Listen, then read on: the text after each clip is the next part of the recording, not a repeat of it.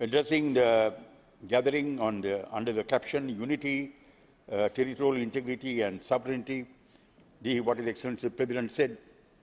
Further, the President in his speech under the heading Devolution to the People, by the People said,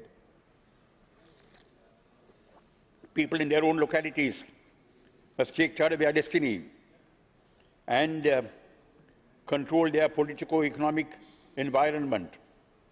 Central decision-making that allocates disproportionate resources has been an issue for a considerable time.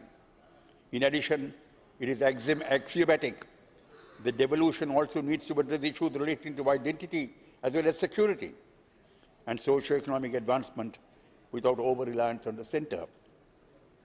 In this regard, it's also important to address the question of regional minorities.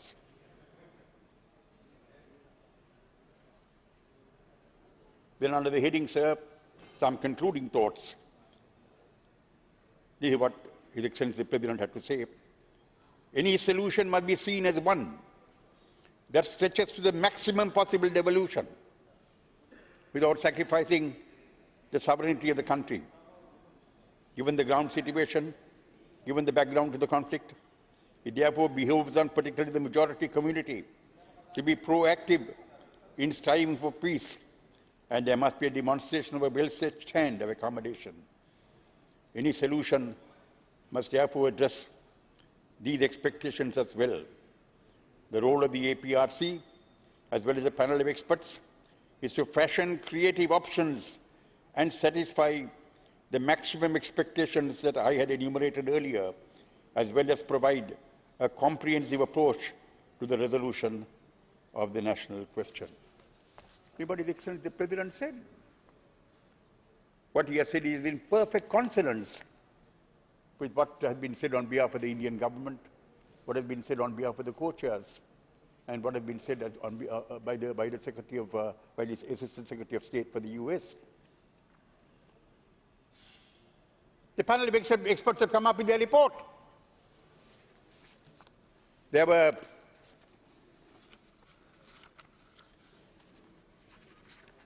17 persons on that panel of experts.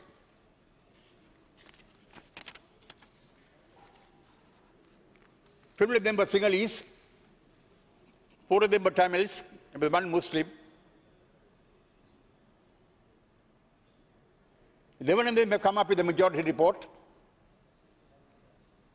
including 6 Sinhalese, the Tamils and the Muslim. That's a homegrown solution, appointed by a multi-ethnic committee of experts, recommended by a multi-ethnic committee of experts appointed by the President.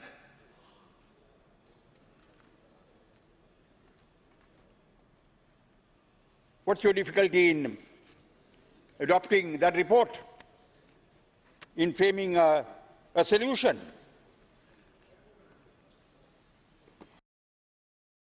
Sir, I must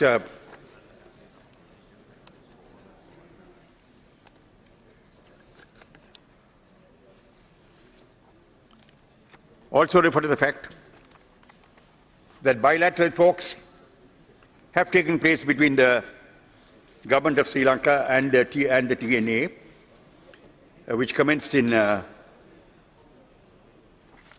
January 2011 and went on till January 2012. No talks have taken place thereafter. The government has also talked about a parliamentary select committee. There has been a resolution adopted in Parliament in regard to the Parliamentary Select Committee. We have not yet submitted our names to the Parliamentary Select Committee, but we very earnestly took part in the discussions in the bilateral talks. I think, sir, I need to make a statement to make our position clear in regard to what our stand is in respect to the bilateral talks in the Parliamentary Select Committee. At the conclusion of the general elections in April 2010, the TNA made a public request to the government to engage with the TNA in respect of 2 matters. 1, evolution of a political solution to the national question, and the other was the immediate and urgent concerns of the Tamil people in the aftermath of the war. Although the President agreed with the leader of the TNA in early November 2010 to set up two separate committees for same, and despite names being forwarded for that purpose, only one committee was appointed on 5th January 2011, consisting of the representatives of the government and representatives of the TNA for long-term reconciliation. Yes, the bilateral talks between the government and the TNA commenced on 10th January 2011. TNA tabled a document at the first meeting itself, indicating its position on a political solution, which was in line with the President's own speech at the inaugural meeting of the APRC and the Experts Committee in July 2006. At a second meeting held on 3rd February 2011, TNA submitted an outline of its proposed solution. And at the third meeting held on 18th March 2011, at the invitation of the government delegation, the TNA placed on the table a comprehensive set of proposals. Government delegation requested for time to respond to the TNA's proposals, and at every meeting thereafter apologized for not being able to respond and asked for further time. This went on for 5 months, during which time 7 meetings were held. Apart from making suggestions with regard to Senate and strengthening the local government bodies, no response was made to the TNA proposals, which was mainly on devolution of power to the provinces. In this background, at the meeting held on 4th August 2011, the TNA refused to set a date for the next meeting until the government fulfilled its obligation to respond to the TNA's proposals. Thereafter, the President invited the TNA leader for a meeting on 2nd September 2011, and the following agreements were reached at that meeting. In view of the inability of the government to respond to the TNA's proposals, it was agreed to bring to the table 5 previous proposals and the President's speech at the inaugural meeting of the APRC and Experts Committee.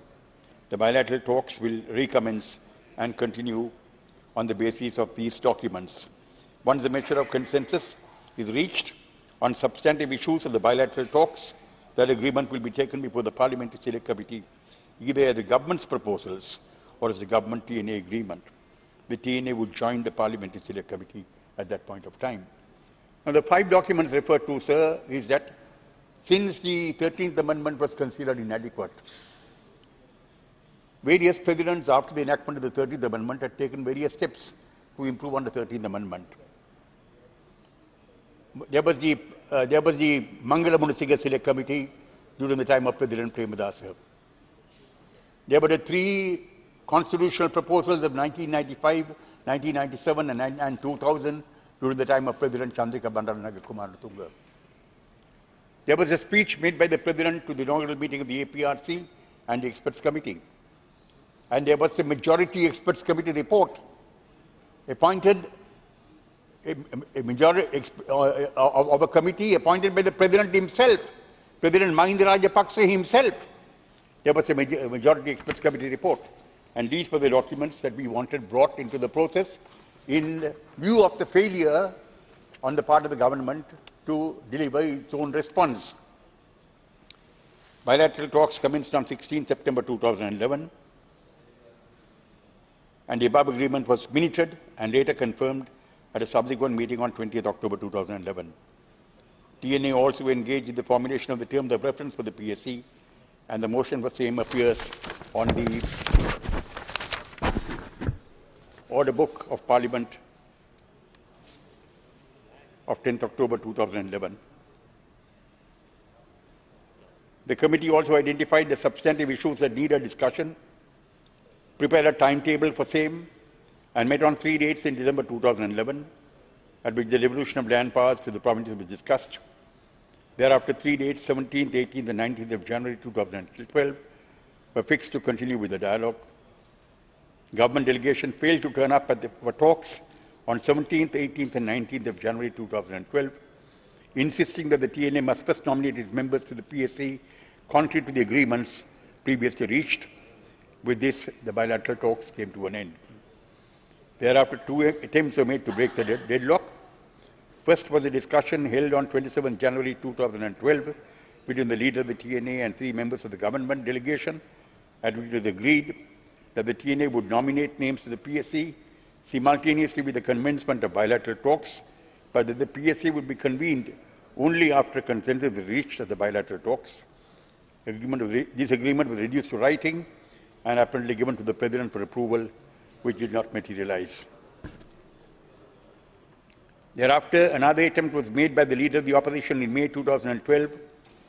After several rounds of discussions with the government as well as the TNA, an agreed text was prepared as the agenda for the PSC and placed in Parliament by the Leader of the Opposition on 24th of May 2012. Although the government was supposed to endorse the said agenda, the response of the Leader of the House did not address any of the fundamental issues suggested by the Leader of the Opposition. I make this statement, sir, because I want to make it perfectly clear that as far as we are concerned, we are committed to evolving a final solution please, to this question. The honourable members propose to the honourable